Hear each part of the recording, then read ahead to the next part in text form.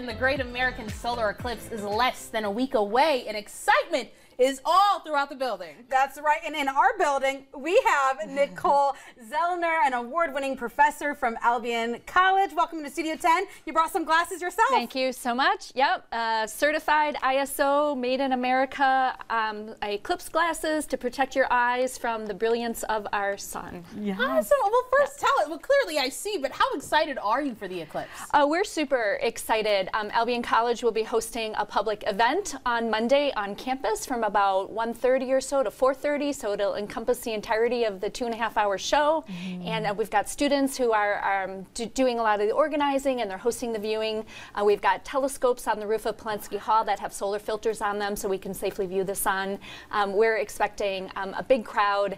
Hopefully Mother Nature cooperates with us. Yeah, it's going to be great. Crossing our fingers for that. Yes, we all are. And to talk a little bit about what makes a solar eclipse so special. Why are all these eyes on it? Why is it a big deal? Yeah, so a solar eclipse happens when the moon passes between the Earth and the sun, and a totality occurs when the moon completely blocks the face of the sun, and so that's the disk of the sun. So that's what's happening on Monday.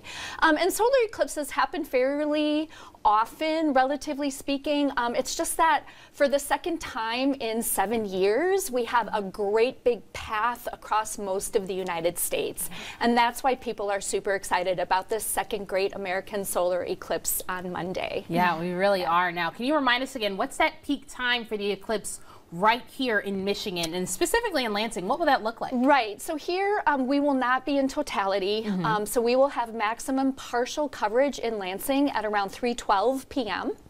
On Monday. All right. Got my alarm set. Exactly. That's right during Studio 10. So we're the place to be. But you mentioned those glasses. It's super important to protect our eyes.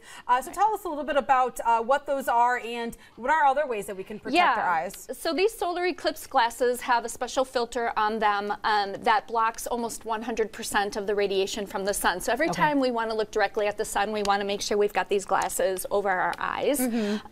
Not sunglasses or any kind of smoked glass or that. If you have a cell phone, you also want to make sure the cameras on the cell phone are covered by that filter as well.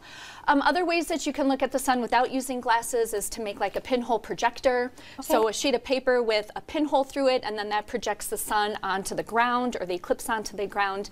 There are also some do-it-yourself solar eclipse viewers made out of shoe boxes, and again, I think we have a video of the that. very special solar eclipse filter on that as well. Yeah, so you can do a little bit of crafting.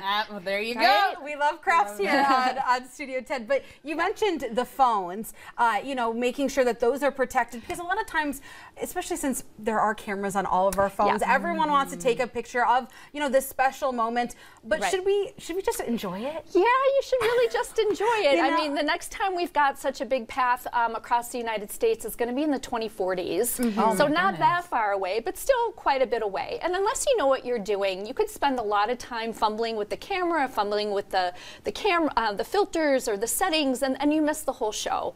So if you don't know what you're doing, I really suggest you get yourself a pair of certified solar eclipse glasses and sit back and just enjoy the show. Awesome. Well, one last thing really quickly. Of course, we'll see the eclipse in the sky, but is it possible that we'll see other things in there as well? Yeah. So in the path of totality, it's quite, it'll turn dusk, a little dusky in color, purple gray, kind of what we get right before sunset. So the planets and some of the brightest stars will start to pop out. In other areas, you might find street lights coming on, birds will start singing, chirping as if they're going to roost. In some cases out in the country, the cows will start to go home because they think it's, you know, dinner time, because the sky is getting a little duskier. And if it's cloudy or partly cloudy, you may not see totality, but you will still see it getting a little bit darker in the sky. The sky will turn a different kind of a silver blue color.